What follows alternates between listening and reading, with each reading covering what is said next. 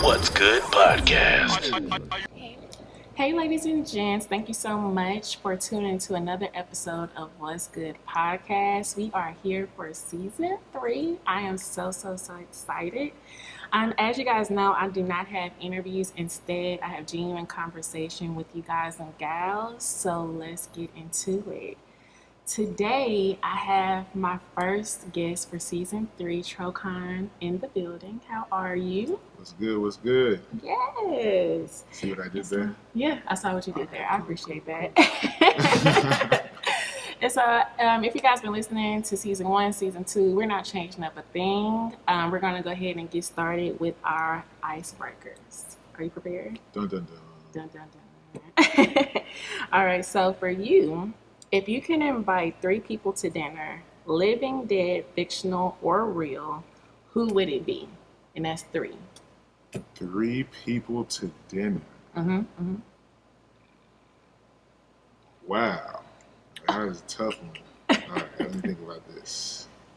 Oh, yeah, let's go with, like, let's say the socioeconomic climate in America. So let's say... Okay. Let's say I want Marcus Garvey. Okay. Frederick Douglass. Nice. And then William V.S. Tubman. Okay, I have to know why those 3. Okay, so Marcus Garvey, because I feel like out of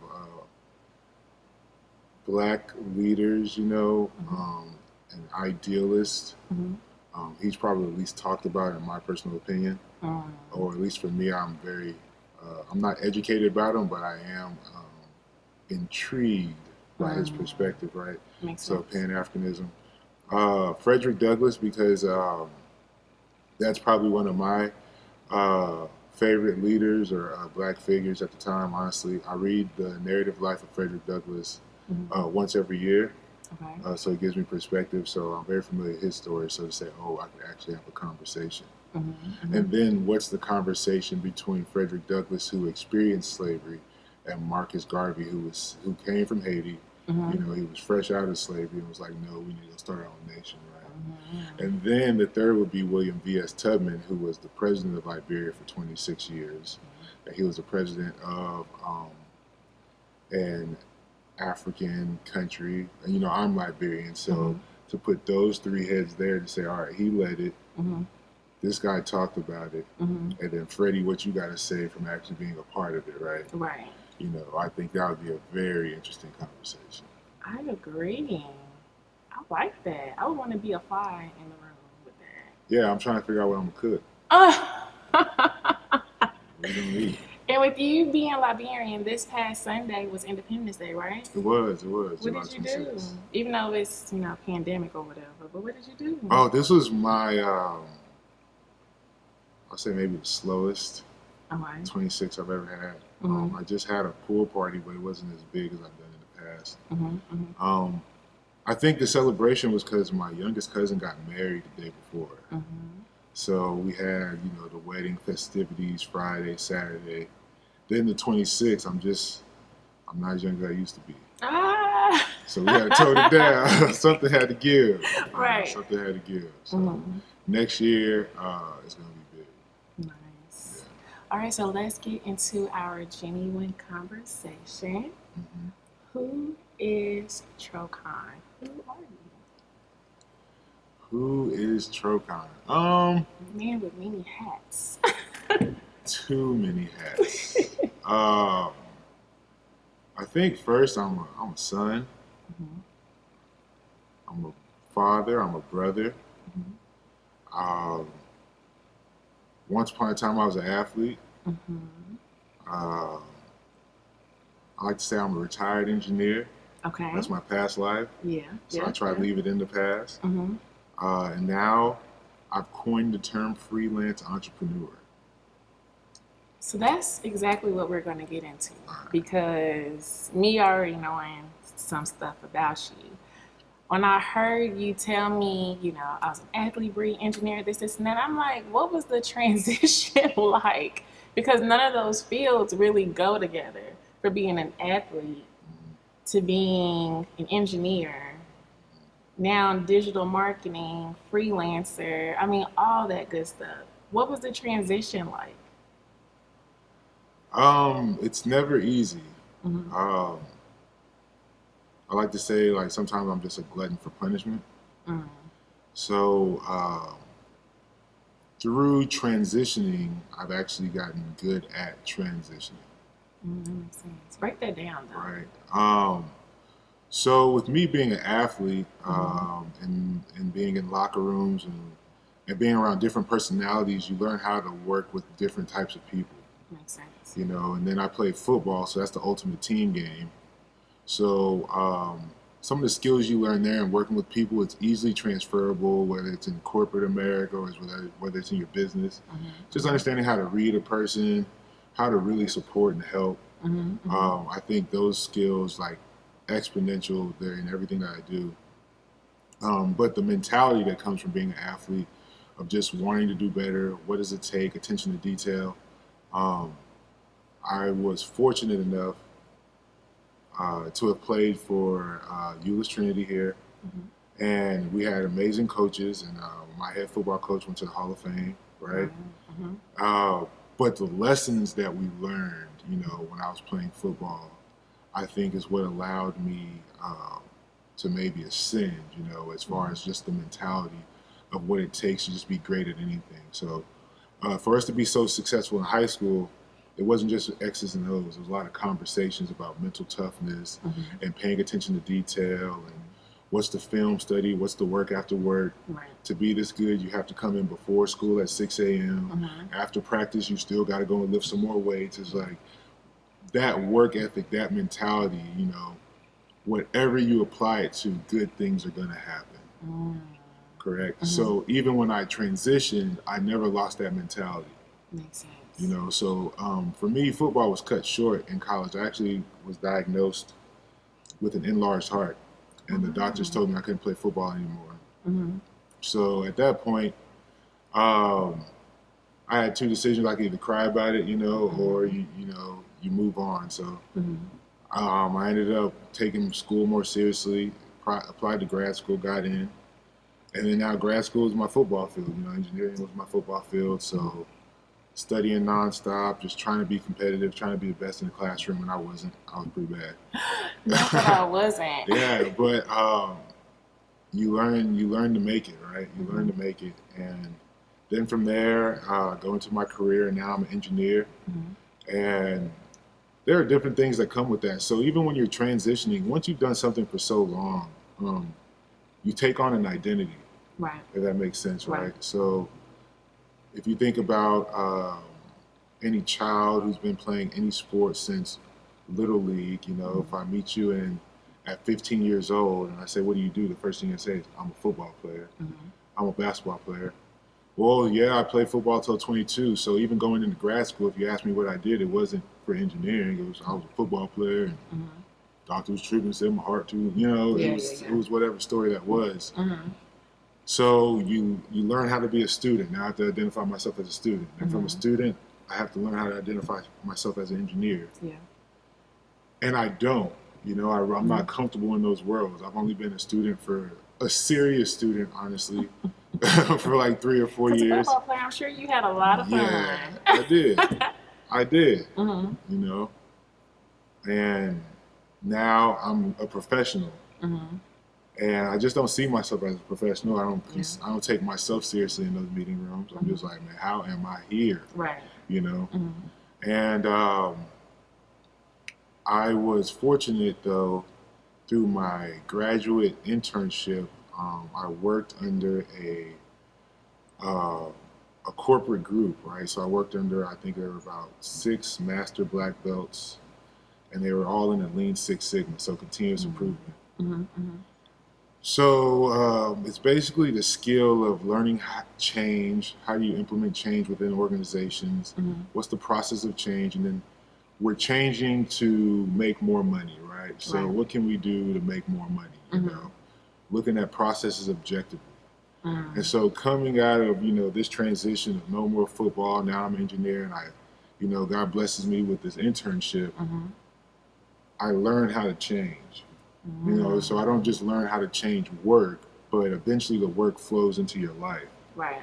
So at that point in time, while I'm teaching how to transition, I'm making up PowerPoints on how to transition and where the emotional curves to changes. Right.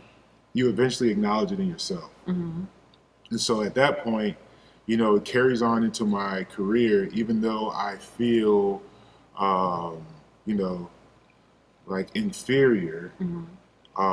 One of the biggest lessons I learned from high school was like, you have to be comfortable being uncomfortable. Yeah. And then I also acknowledge the emotions that come with changing as well, right? So I'm self-aware through this internship. And then I take those lessons and I apply it to every job I go to. That makes sense. Right. So now when I'm jumping around, I acknowledge, you know, what are the phases you're going to feel emotionally when you do move into a different situation. So when somebody else is fearful, I'm saying, it takes me about 4 weeks and we'll be on the next stage. So with that being stated, when you're in those changing moments, those transitions, do you sit there presently and like, okay, this is the reason why I'm here, or does it come back to you later? Like, okay, now I understand why I was there, while I was in those situations. Yeah, I think I always practice reflection, right? Yeah. So even after this interview, I'm going to ride in the car and think about what did I like about the interview, what did I not like, right? So for me, it's just like film study all over again, right?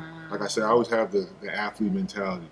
So if you're practicing on the football field, the coach is going to say, we're going to see after practice the eye in the sky don't lie.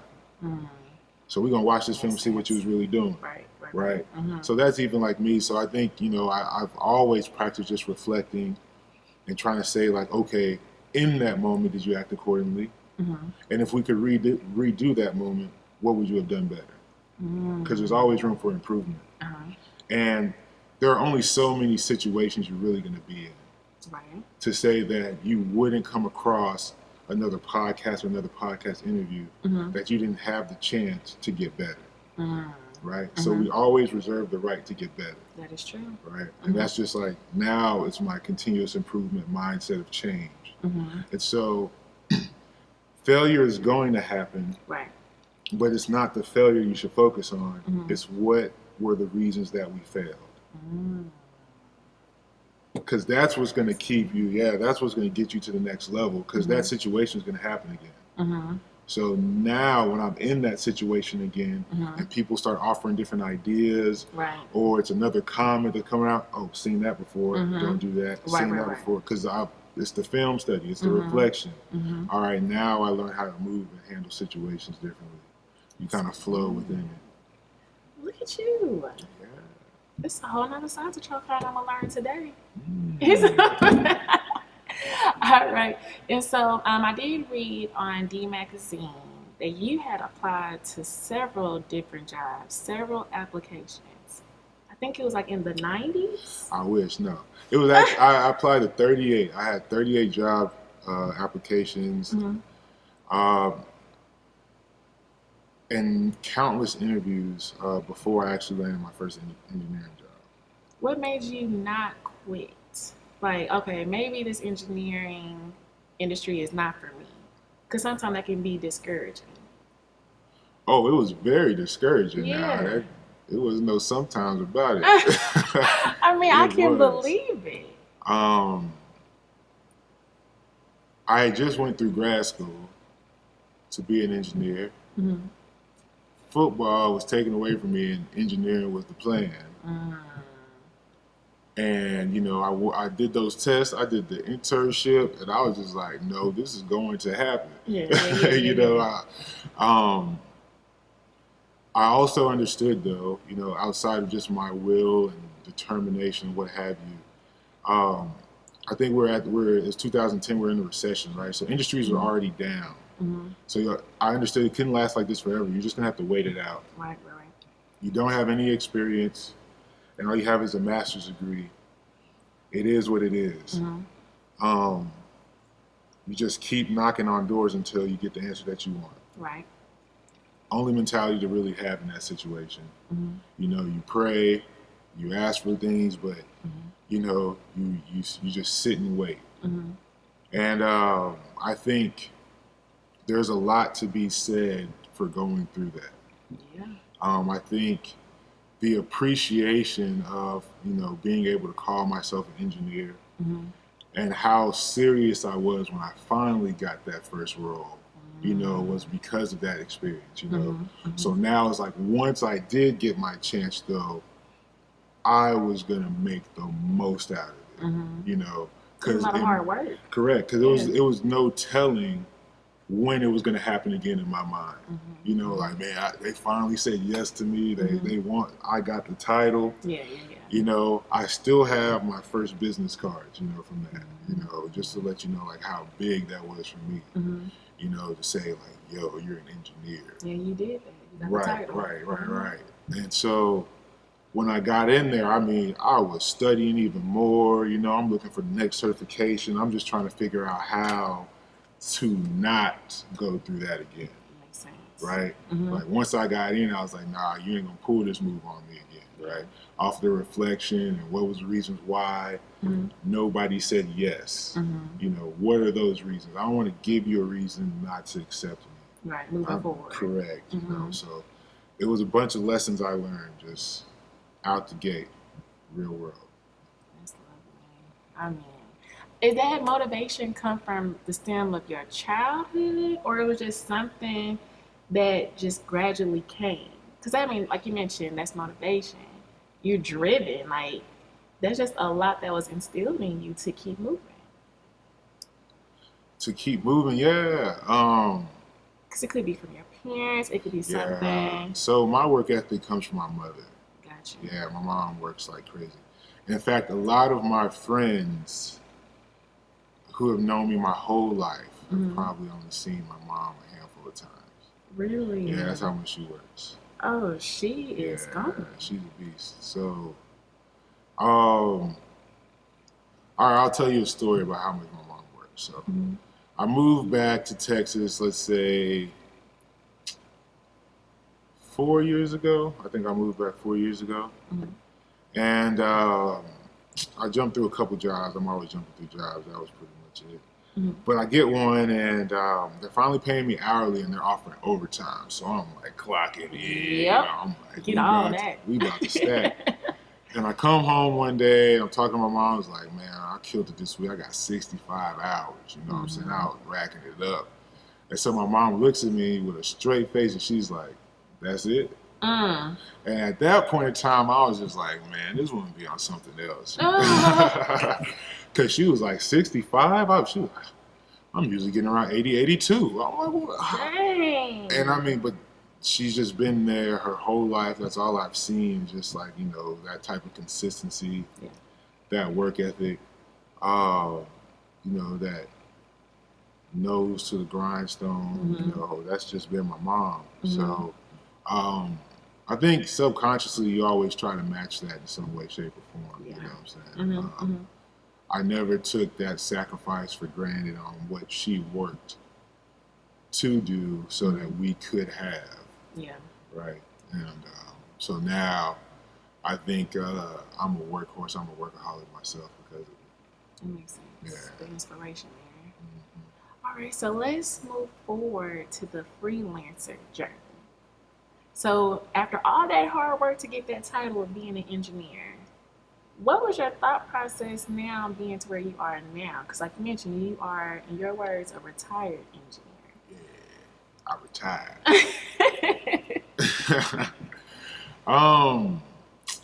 To the freelancing, I think it was just time for a new journey. Yeah, right? more? Yeah.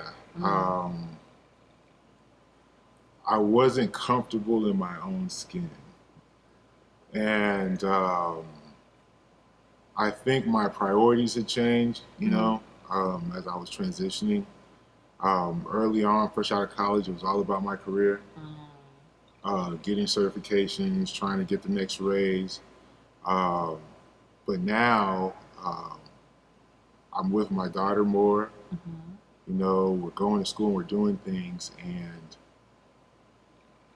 that job and that lifestyle was not conducive to me being the father that I wanted to be. Makes sense. So I had to make a choice, and I said that, if you're able to do all this, you can find another way. And so I took a step out on faith to just start this journey. Prayed a lot, fasted a lot. I felt like I had permission, and in so many different ways. Even before I said let's go. Right. But I think it was just like I really try to practice aligning myself with either the character traits of the person that I want to be. Okay. Right. So. I think we all see ourselves as being somebody, and that person's usually great. You rarely meet somebody who says, I want to be a jerk. Right. I don't think you're going to say that. But who I see Trokon Tompo being at 45 or 50, I need to start making those steps and strides now. And who I want my daughter to know her father is, I decided I want to start aligning myself to be that man now. And being in those roles and those jobs would not allow it. Makes sense. Can you say 80-something hours? Wait, 80-plus hours. Well, that was what my mom was doing. But yeah, I was easily putting in like 60, 65. You will have 70-hour weeks. I think right now, especially post-COVID, to be an engineer, yeah, you clocking it in. Gosh. There's no way you're not. Depending on your company, yeah, you clocking in. It's no way you're not doing 60-plus right now. There's no way that you would have been able to do that and spend the quality time that you wanted with your daughter.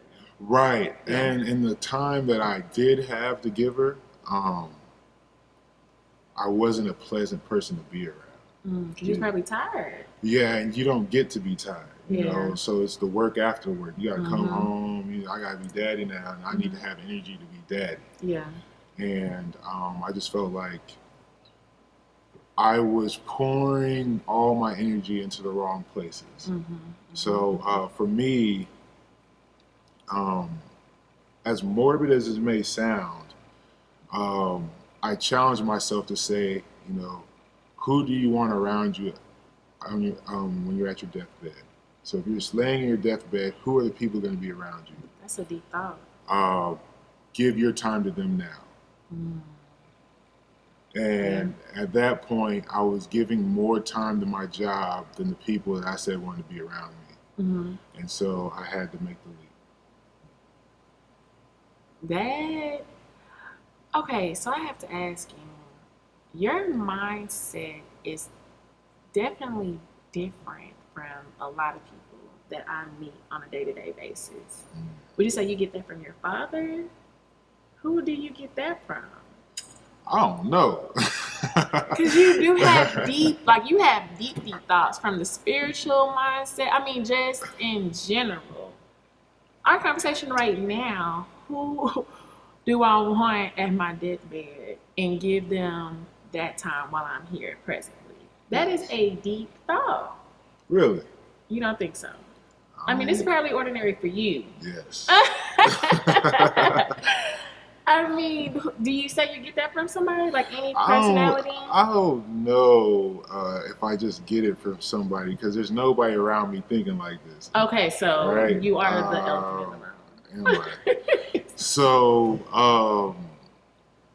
what I have done is that I've tried to hang around older people. Okay. And understand their mindsets. Okay. Right? So, in my mind, it's like, okay, we all get one go round at life. Your first time being 21 is your last time being 21. That's it. Your first time being 31 is your last time being 31. So how do I learn how to do my first and last the best? And just ask somebody who's done it. And once I started hanging around older people more and just understanding their life stories and their life journeys, then things really started to click to say, like, you know what, if you've lived 62 years, you've probably figured out the best way to live by now. Makes sense. Now, even if I don't understand why it's good, I should understand that there was either a life lesson or a reason behind that hesitation or why you're doing You know, so I either seek it out or I just borrow it and practice it. Right? Yeah. So if you are somebody who's, you know, 10, 20 years my elder, 30 years my elder, I'm not just listening to you, but I'm watching you. Right. Right? And That is a difference. Correct. Yeah. And then, especially if you have been able to ascend to a heights that I am praying for at the moment, right? Now I'm practicing what you do, and I just apply it to my life. I'm asking you what you're reading, and then I apply it to my life now. You know, and to me, I feel like, you know, over time of practicing that, it's kind of sped up my learning curve. It's kind of like borrowed wisdom. Yeah, because you're very, very smart. And I think I've just kind of leaned on my elders. That's good. All right, so let's talk about your company. How did we get to where we are? How was it created, and where did it come from as far as this idea? Myriad Industries. Yes. I think it kind of came from my, the name comes from my career. So Myriad meaning unlimited or plethora, right? So throughout my career, I was an engineer for 10 years. I worked for 10 different companies. I went a stint where I was like 5 years. I lived in 5 different cities. So it was always like something different. It was always something new coming about. Do you get bored easily? Sometimes. Okay, I'm sorry. I just had to ask. Yeah. So I'm learning consistency. Okay. That's when it was like, we got to start practicing consistency. Right. But the idea was, once I moved back home and I decided that I wasn't going to jump around anymore and I wasn't going to chase my career, I needed something that wasn't going to be boring. Right. And the job wasn't giving me that because I had to sit there and do the same thing over and over again. And typically in my career, whenever I got bored, I dipped. That was a 2-week. I was applying to something. I was off to the next company. Yeah. I couldn't do that anymore. And it got to the point where I jumped around so much that people didn't want to hire me regardless of my skill set. Because your resume? Yeah, because I was a flight risk. Yeah. Yeah, it was obvious. But you had to take the risk because I was pretty good. Like, I was a gamble. Okay. You know, you usually lost. Because I was gone. But Myriad Industries came around digital marketing because it allows me to be a part of multiple industries while still being in one place. Right. You know, so a lot of people were like, what are you doing in digital marketing, or what do you know about that? One, you know, I'm always learning, continuous improvement. Right. So it was just a new challenge. But, you know, what I get from it is I meet a lot of different people like yourself and podcasts, you know, digital marketing, restaurant industries, all these industries that I wouldn't typically be introduced to as an engineer. And then I also get to expose them to like my level of analytical thinking, you know. So usually it ends up being a pretty good marriage because I'm able to support them in some way, shape, or form, right? And it works out good for me because I don't get bored at that point. Right. Because something new is around the corner. So there's no limit on the different industries that you partner with or provide your services to? No, there isn't. And to my point earlier, with me being in Lean Six Sigma, understanding continuous improvement, I'm very good at looking at processes and people objectively. Because that's probably one of the biggest skills you have to have. Okay. So if I walk into your business, you might say, oh, all restaurants businesses run like this. Or, you know, in a dental office, this is how our office runs. Well, I'm a process thinker, I think linearly, and I look at things objectively. So where you're working within it, you know, subjectively, I'm looking at it objectively being like, I don't know if you necessarily have to fill out that sheet. And so to me, that sounds like you provide customization for each, not industry, but those services for that particular client. That sound about right? Correct. So usually when we're working with clients, it's not just digital marketing, but I will give you my 2 cents on how you could improve your basic processes. So I will look at you objectively. I'm like, all right, well, what are we trying to do here for your business, right? And you're gonna say, well, we need to market it because we want to bring more business in, right? We want to fill up that sales funnel. Well, when we fill up that sales funnel and you get all that business that we can bring you, how do you plan on handling it? Right. Yeah. Because you're now you're looking for more than you've ever had before. What is the plan to handle this more? That's true, because some people not ready for that next stage. You want the instant gratification, but what happens once you get that gratification? How do you plan on sustaining it? And so